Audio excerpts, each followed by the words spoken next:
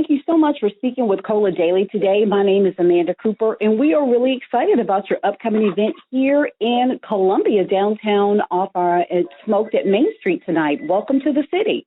Thank you so much. I'm so happy to be here.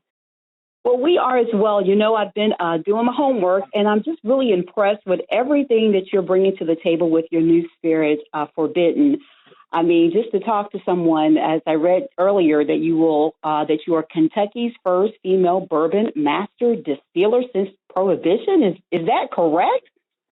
It is. Isn't it amazing? It's been so long to take that big step for women. One thing that I thought was interesting as well is they say 1% of the U.S. distillers are women, and it's such a huge market. I know you started as an intern. Did you ever imagine that you'd be where you're at today, launching your own bourbon?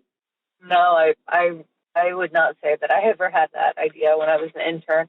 I thought I might get a job for a big distillery one day, or maybe be running production. But I had really no idea what was even possible for me when I started in my career, because there were there was nobody that looked like me that was doing those things. So I had to blaze my own trail. Now, when we talk about Forbidden, one thing that stood out, I read on one of the websites, because like I said, I've been doing my research. I find you very intriguing. It called you a unicorn, an innovator, a tastemaker, and a pioneer. And I mean, just the way that you look and just your whole brand and how you develop Forbidden seems to be pretty accurate, if I'm not mistaken. Well, thank you for saying that. So tell me a little bit about the process. I personally love bourbon, which kind of throws a lot of people off. I don't think bourbon and women go hand in hand, but actually there are a lot of women that love bourbon. Could you talk about just your introduction to it and why you decided to branch off and do Forbidden? Yeah, absolutely. So I really didn't know much about bourbon, and I definitely didn't have a taste for bourbon until I actually started working in the industry at Brown-Forman.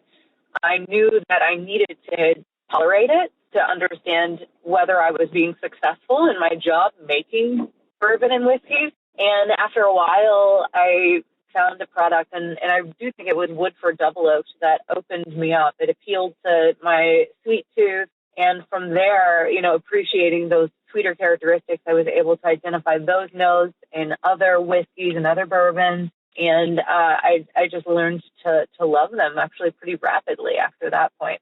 Well, one thing that I love about whiskey is what you said about the different notes. And I know Forbidden has particular notes. Could you expound more on your creation process with that? I know you did something a little special to this.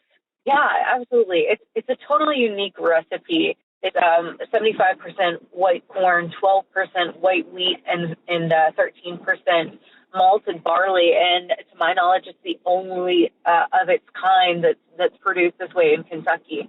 I knew I wanted to do something different. The founding partners in Forbidden, the brand, the overarching brand, actually came to me with the idea of using those ingredients.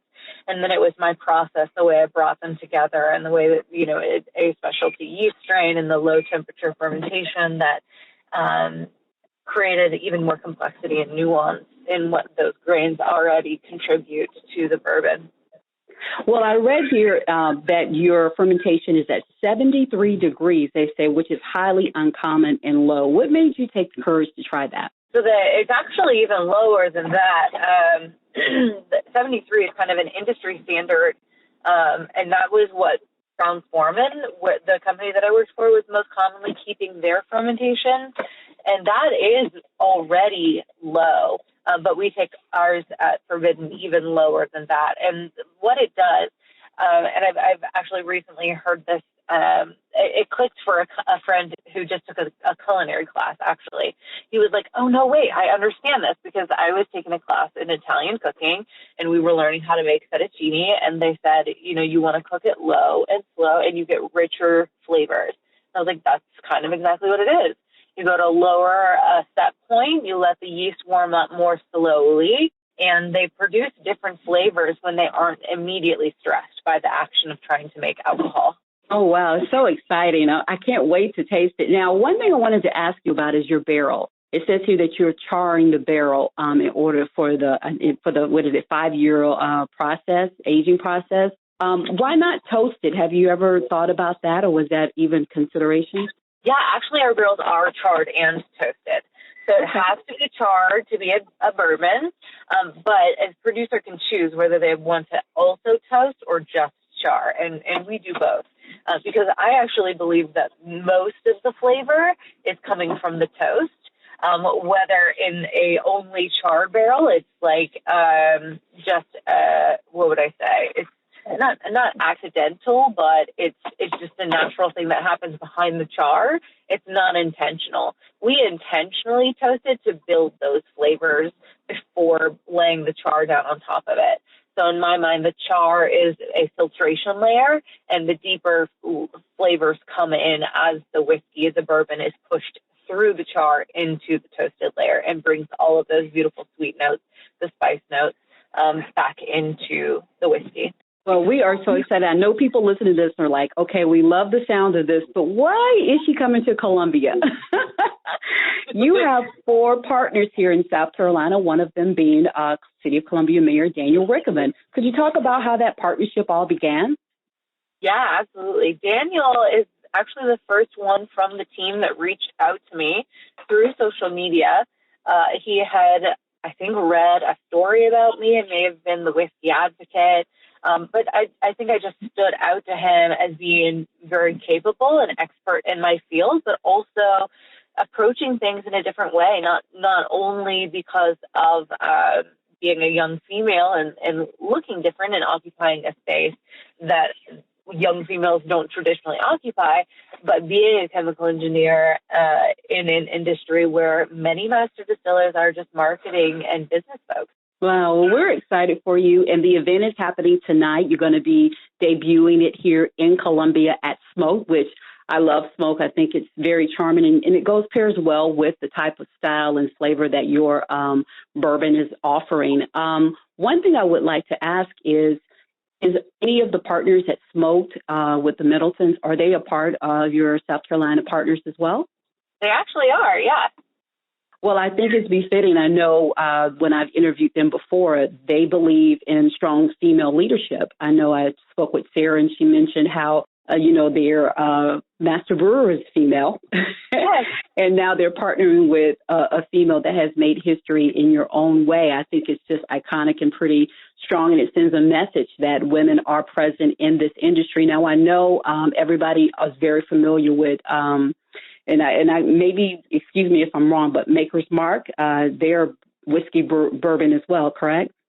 Yes, they are. It's bourbon. And I know I spoke with one of their representatives a while back, and they said that the wife had a leading effect in that industry. Was that maybe someone that you looked up to as you made your way through this industry that's pretty much male dominated? Yeah, actually, as I was rising up the ranks, Bill Samuels gifted me a book where I believe his grandmother was very prominently positioned as one of the four mothers of bourbon and the marketing of it and how we tell stories and differentiate ourselves. Well, we're happy that you're emerging now. You do have a wonderful, eclectic look about yourself. I love your vibe. You take bourbon, it seems, to the next level and making a mark and a legacy for women to follow behind you. Where can they purchase this particular spirit from? Is it in the shops here in Columbia? It will be soon. So I know that the bourbon arrives to the distributor's house tomorrow, and then it should be out in market very soon after that.